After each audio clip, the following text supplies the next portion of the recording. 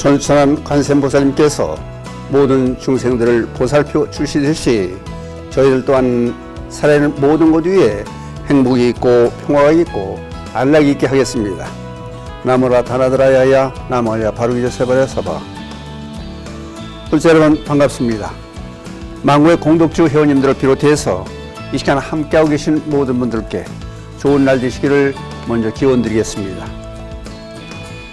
오늘은 우리가 지금 신묘장구 대다라니를 공부를 하고 있는데, 신묘장구 대다라니 기도 후에 이루어진 가피담에 대한 얘기를 오늘 들려드리는 게 좋을 것 같아서, 여러분들 잘 아시라 믿습니다. 1982년에 입적하신 경봉 선사께서 있었던 일을 여러분들께 소개를 해드리고자 합니다.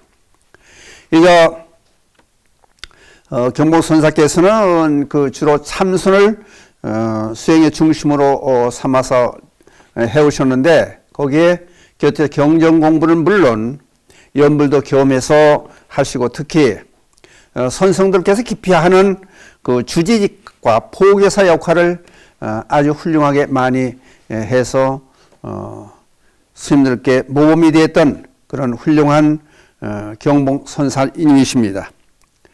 예, 깨달음을 얻으신 이후에 그 오도성이 여기 나와 있게 소개를 해드리고 말씀을 이어가겠습니다. 내가 나를 온갖 곳에서 찾았는데 눈앞에 바로 주인공이 나타나네. 허허, 이제 만나 의욕이 없으니 우담바라 꽃빛이 온 누에 흐르는구나. 지금 들려진 이 내용이 경봉 선사께서 내려주신 오도성이 됩니다. 이 1961년도 통도사 그 부석 암자인 극락암에서 천수다라니 기도를 하신 이후에 그 약수를 발견하셨습니다. 그래서 대개 이제 그 사찰에 약수물이 없으면은 기도도 안 되고 절을 또 유지할 수도 없죠. 그만큼 상당히 중요합니다. 물이라는 것이 상당히 중요해요. 그런데 약수물은 더욱 중요하죠. 그래서 이 약수를 발견하신 이후에 경복 선사께서 그 물에 대한 비석을 해 세우세요. 그 내용이 이제 5가지로 되어 있는데, 비석에 새겨진 말씀이 그 5가지를 소개하는 시간으로 이 시간을 진행을 해 보겠습니다. 첫 번째 무슨 말씀을 해놨냐면은 사람과 만물을 살려주는 것이 물이다. 이게 이제 물에 대한 말씀을 많이 하면은 이게 이제 법문 그러면은 유정 법문과 무정 법문으로 나뉘집니다. 이게 무정 법문은 자연문을 소재로 한, 그러니까 자연문 그대로가 부처님 법문이다 하는 얘기가 무정 법문이고, 인위적으로 하는 얘기들이 대개 이제 유정 법문 그래요. 그러면 이게 참 의미가 깊은 것이, 사람 몸에도 70% 이상이 물이라고 되어 있지 않습니까? 물이 없으면은 모든 생명이 살 수가 없는 거죠. 그렇다 보니까 사람과 만물을 살려주는 것이 물이다. 이 자체만 해도 큰 하나의 법문이 됩니다. 그러면 예를 들어서 물이 없으면은 이 땅덩이도 사막화가 되니까 여북하면 우리가 황사에 시달리고 미세먼지 고통을 받고 있는 것도 저 중국 저쪽 이쪽에서 이제 나무가 없고 물이 없으니까 땅덩이가 사막화돼서 먼지가 휘날려 가지고 그것이 우리나라에 영향을 미쳐서 갖가지 병을 유발시키고 또 눈도 코도 제대로 숨도 못 쉬게 만드는 그런 지경이 되었습니다. 그러니까 물이 그만큼 중요하다는 얘기가 됩니다. 이제 사람뿐만 아니라 모든 만물이 물속에 사는 송사리도 그렇고 또는 날짐승도 그렇고 물을 먹지 않고는 살 수가 없으니까 그만큼 중요하다는 것이죠. 그래서 불교에서 물이 그만큼 중요하다는 뜻에서 이것을 생명력으로 비유해서 얘기를 해요. 육법 공양에 들어가면 물이 이제 제일 먼저 우리가 이제 순서를 놓습니다. 불전이 항상 닭의 물을 올리지 않습니까? 닭의 물을 올리는 이유가 그만큼 생명력을 유지하는 중요한 것이 물이기 때문에 닭의 물을 이제 올립니다, 새벽에. 근데 이 여러분들 참고로 말씀드리면은 닭이물이 얼마큼 중요하냐면요. 부처님 전에 올렸던 닭이물과 그냥 우물에 있는 물과는 틀려요. 그 기운이 들어갔다는 거죠. 부처님이 가피력이 물 속에 저장이 되어 있다는 거죠. 그러니까 왜 그러냐면은 이 아기들이요, 깎는 아기들이 눈병이 나든지 또는 배탈이 났을 때 이 절에서 부처님 전에 올렸던 닭이물을 갖다 먹이면은 그게 금방 나아요. 신기하지 않습니까? 그리고 깎는 아기들이 또 이제 몸뚱이에 피부병이 있을 때도 닭이물을 갖다가 애들을 이렇게 적셔서 죽여주면은 씻어주면은 낫는 경우도 있고. 그냥 물이 그만큼 중요하다. 그래서 불교와 물은 뗄래야 뗄 수 없는 그런 밀접한 관계가 있다. 이제 그 얘기를 여기서 해드리는 거예요. 그걸 첫 번째로 물은 곧 만물을 살려주는 생명력이다. 그 말씀을 경복선사께서 비석에다 말씀을 새겨놨어요. 그 다음에 두 번째, 갈 길을 찾아 쉬지 않고 나아가는 것이 물이다. 물은 높은 곳에서 얕은 곳으로 쭉 흘러가지 않습니까? 그러니까 계속해서 흘러가요. 이것이 불교 우리 수행에 말하는 정진력에 비유할 수가 있는 거예요. 끊임없이 계속 수행을 하듯이 물도 계속해서 흘러간다는 거예요. 높은 곳에 낮은 곳에서 계속 더 낮은 곳으로 이렇게 쭉 흘러가기 때문에 그러니까 이게 이제 근데 참 배울 것이 많은 것이요. 분별심이 많은 우리 중생들이라면은 예를 들어 물이 이제 흘러가다가 미운 장소가 있다든지 미운 사람이 있으면 뭐 떡 하나도 안 주듯이 미운 곳이 있으면은 물이 흘러가지 않는데 물은 밉고 곱고 예쁘고 잘나고 못난 거 가리지 않고 그냥 모든 만물을 전부 같은 거로 스며들어서 흘러가기 때문에 좀 살려주는 거예요. 그럼 우리 한번 생각해 보자고요. 부처님 가르침 또한 왕들을 비롯해서 인도에 네 계급이 있지 않았었습니까? 그러면 저 밑에 노예 계급에 있는 사람들까지 심지어 가끔 제가 인용을 해서 말씀을 드린다마는 니다야라고 하는 그 인분을 청소하는 그런 사람들에게까지 그냥 부처님이 이제 어려서 도망가니까 쫓아가서까지 그 이제 제도를 해주고 출가를 시켜주고 보살펴주고 그런 걸 보면은 물이 하는 그 일이나 계속해서 쭉 흘러가면서 만물을 적셔주고 하듯이 똑같이 물도 그런 역할을 한다. 그래서 참 물에서는 우리 사람들이 배울 게 참 많습니다. 요즘 예를 들어서 부처님의 가르침도 그와 마찬가지로 물이 곳곳에 흘러가듯이 안 가는 데 없이 가듯이 부처님 가르침이 요즘 또 시대에서 이렇게 쭉 보면은 지금 여러분들과 제가 같이 하고 있는 텔레비 방송이라든지 또는 라디오 방송이라든지 유튜브를 통해서 핸드폰을 통해서 또 문서 포교가 있지 않습니까? 글을 통해서 책을 통해서 이렇게 쭉 이어져 가서 모든 사람들을 살게 해주고 지혜를 주게 해주는 그런 부처님의 가르침과 비견해서 물이 조금 더 틀림이 없다. 그거 같다는 그런 말씀을 두 번째로 해놨습니다. 그 다음 세 번째는 어려운 고비를 만날수록 더욱 힘을 내는 것이 물이다. 물을 인위적으로 막는다든지 물길을 또 돌려놓는다든지 시원찮게 해놓으면은 이게 이제 물이 쌓여가지고 둑이 터져요. 그러니까 참 이게 보면은 이 인위적으로 이게 자연의 순리대로 그대로 이게 이제 하게 만들어져야 되는데 골짜기를 사람들이 이제 이렇게 막 파헤치고 집을 지으려고 그러고 뭘 가둬놓고 그러면 댐이 터진다든지 산사태가 난다든지 이런 걸 보면은 그러니까 물이라고 하는 것은 이게 참 희한한 게요. 그러니까 땅 위만 흐르는 게 아니라 막아놓으면은 땅으로서 스며들어요. 그러니까 지하수를 우리가 지금 퍼쓰지 않습니까? 그러니까 산사에서도 이제 산적이나 사찰에서 지하수를 이렇게 이제 파가지고 물을 쓰죠. 또 농사 짓는 것도 요즘은 전부 비닐하우스가 하도 많으니까 지하수를 파가지고 뭐 땅속에는 물을 끌어들여가지고 쭉 이게 사용을 합니다. 그 이제 물이라는 게 이제 물을 억지로 못 흐르게 한다든지, 이제 말하면 탄압을 한다든지 그러면 불교도 마찬가지예요. 불교 탄압을 하더라도 잊었을 때 얼마나 많은 탄압을 받았습니까?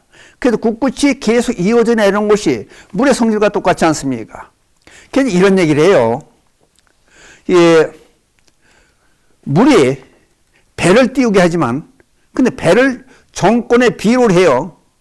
정권이 잘 유지될 수 있도록 물이 배를 띄워놓지만은 정권이 잘못하면은 물이 배를 뒤엎듯이 정권을 뒤엎는다. 그러니까 이게 진리예요, 말하자면은. 그러니까 물이라는 것이 배울 점이 얼마큼 많은가 하는 걸 또 경봉 스님께서 이런 하나하나 전부 이런 말씀들을 비석으로 새겨놔서 우리들에게 가르침을 주셨다는 이 자체만으로 상당히 의미가 있는 것입니다. 그러니까 아까도 말씀드렸듯이 땅속으로 스며들어서 하고 막아놓으면은 또 많이 차단하면은 억지로 갈 길을 막아놓으면은 뚝이 터지는 거에 비유하면은 이 부처님의 가르침 지키려고 하는 것도 억지로 탄압을 한다든지 그러면은 그게 이어지지가 않아요. 그러니까 탄압을 견뎌내고 꿋꿋이 3000년 동안 이어져내는 걸 보면은 그때나 지금이나 물의 성질이 조금 더 변하지 않고 지금까지 쭉 이어져 내려오지 않습니까? 그러니까 참으로 물이라는 것은 그만큼 우리가 이제 불법과 부처님의 가르침과 같다고 볼 수 있는 그런 성질들을 지금 세 번째로 설명을 해드렸습니다. 그 다음에 네 번째, 이제 비석에 새겨진 것을 소개해드리는 거예요, 지금. 맑고 깨끗해서 모든 더러움을 씻어주는 것이 물이다. 물이, 우리가 이제 매일 시시때때로 손도 씻고, 세수도 하고, 목욕도 하고, 만물을 다 씻어주지 않습니까? 그러니까 깨끗함을 우리는 유지하려면은 물이 반드시 있어야 된다. 그 물을, 비유해서 부처님의 가르침을 법비 그러지 않습니까? 그 우리들이 오염된 잘못된 망상도 이게 부처님 가르침이 씻어주시듯이 또 물도 마찬가지로 우리들의 더러움을 씻어주는 것이다. 그러니까 우리들의 죄업을 소멸해 주는 것과 마찬가지로 물도 우리들의 더러움을 씻어주는 거다. 그러니까 쉽게 해서 그런 얘기를 해요. 애들이 몸이 더러우면 물에서 놀게만 해줘도 수영을 하게 한다든지 물놀이 하게 한다든지 그렇게만 해줘도 몸뚱이가 깨끗해지듯이 불교에 귀하게 해서 그래 요즘에 애들 법당에 놀게 하고 부처님 뵙게 하고 이렇게 자연스럽게 불교에 접해지기만 해도 마음이 깨끗해지고 어렸을 때 그런 걸 쭉 이어져 나가게 하면은 그다음에 어른이 된 다음에도 바른 삶을 살지 않습니까? 그런데 요즘 안타까운 것이 이제 학생 수도 어린이 수도 줄어들지만은 각 사찰에서 이제 어린이 법회도 많이 해야 되고 어린이들에게 저희 가르침을 전해주는 그런 것도 상당히 필요하지 않느냐. 이제 그런 얘기가 절실히 필요한 요즘 세태입니다. 그러니까 물이 그만큼 이제 더러움을 씻어준다. 그 대신에 부처님 저만할 때요. 저만할 때 우선 세수계에서 물을 뿌리지 않습니까? 물을 뿌려가지고 천수계에서 먼저 나왔죠. 일세동반 결도량 이세난방 득천해서 쭉 물이라는 것이 깨끗하게 도량도 깨끗하게 하는 것도 하나의 이 방법이 돼요. 불교에서. 그러니까 저만할 때 이제 이렇게 솔잎에다 물을 해서 이제 쭉쭉 신도한 데 뿌려주고 그러니까 깨끗하게 그러니까 그건 상징적으로 업장을 죄업을 소멸하는 그런 의식도 된다. 그러니까 이게 참 물의 이 의미가 참 깊다. 그 약수를 일반인 같으면은 약수를 그냥 팠으면 판 걸로 그냥 끝냈을 텐데 물이 비유하는 부처님과 가르침에 연결되는 그런 많은 사항들을 쭉 전부 다 여기다가 연관해서 비석으로 해세웠다는 게 참 경봉 스님께서 참 훌륭하다는 것을 이런 데서 우리가 찾아볼 수 있지 않습니까? 그 다음에 이제 다섯 번째가 뭐가 되냐면 넓고 깊은 바다를 이루어 많은 고기와 식물을 살리는 것이 물이다. 이제 마지막 다섯 번째 비석에 새겨진 글을 여러분 소개해 드렸어요. 이제 물이 쫄쫄쫄 각 내가에서 흘러서 강으로 이어가고 또 강에서 강과 강에서 쭉 바다로 이어지지 않습니까? 그러니까 이걸 이제 불교에서 또 부처님께서 그렇게 설명을 하세요. 일단 출가를 하든지 불자가 됐을 때는, 불교에 귀했을 때는, 그러니까 밖에서 어떤 일을 하느냐는 중요치가 않다. 각 강에서 지금 예를 들어 저 이북에서 압록강이라든지 두만강이라든지 또는 대동강이라든지 한강이라든지 낙동강이라든지 금강이라든지 각 강에서 처음 흘러내는 바다를 가지 않습니까? 바다라는 한 맛의 물이 된다는 거예요. 그러니까 불교에 귀하면은 그냥 하나의 불자가 된다는 거예요. 어디 강에서 왔든지 어디 내깔에서 왔다는 거는 의미가 없다는 거예요. 그러니까 사회에서 무슨 짓을 했든지 어떤 행위를 했든지 그거는 과거는 어떻든 간에 불교에 귀하면은 그다음 불자가 돼가지고 그다음 업장을 소멸하고 바르게 살고 거기다 추구하는 성불이 있다는 길로 나아가고 극락 같은 삶을 살겠다고 하는 다른 사람을 위해서 봉사하겠다고 하는 자리 이타의 삶을 살겠다고 하는 그런 훌륭한 삶들로 이어지는 것이 바로 이제 불교에 사는 얘기지만은 물도 마찬가지로 물이 쭉 흘러가 가지고 바다에 가면은 그러니까 우리가 바다 겉만 쭉 보면요. 그냥 파도 치는 바다는 보이지만 그 속에는 무생명들이 다 살고 있지 않습니까? 물고기도 살고 물개도 살고 물사자도 살고 고래도 살고 새우도 살고 그뿐만이 아니고 그 안에는 또 모든 식물들이 살지 않습니까? 근데 또 한 가지 우리가 생각할 것은 바다가 뭡니까? 이상하게요. 홍수가 난다든지 물이 많이 강을 통해서 그렇게 흘러 들어가도 바닷물은 항상 그타령이에요. 그리고 그 강을 통해서 그 사람들이 잘못해가지고 쓰레기가 많이 가지 않습니까? 쓰레기에 가면은 그 쓰레기를 나쁜 것을 참 감춰줘요. 오지만 사람 같으면은요, 우리 중생들 같으면은 왜 이런 걸 보내냐고 전부 거부를 하겠죠. 그냥 물은 다 받아주는 거예요, 바닷속에. 그냥 받아주는 것만 끝난 게 아니라, 그게 오래되면 그걸 썩게 해서 또는 모든 생물이 살게 하는 양분으로도 또 만들어줘요.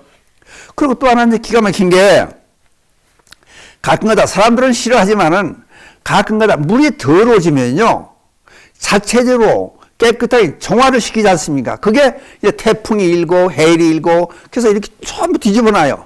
그러니까 속속들이 밑에 있는 걸 위로 올라오게 하고 깨끗하게 만들어주는 그런 물, 바닷물. 그러니까 이 물만 가지고도 우리가 생각하면 몇 시간 동안 생각할 수 있는 법문이 될 수 있는 거예요.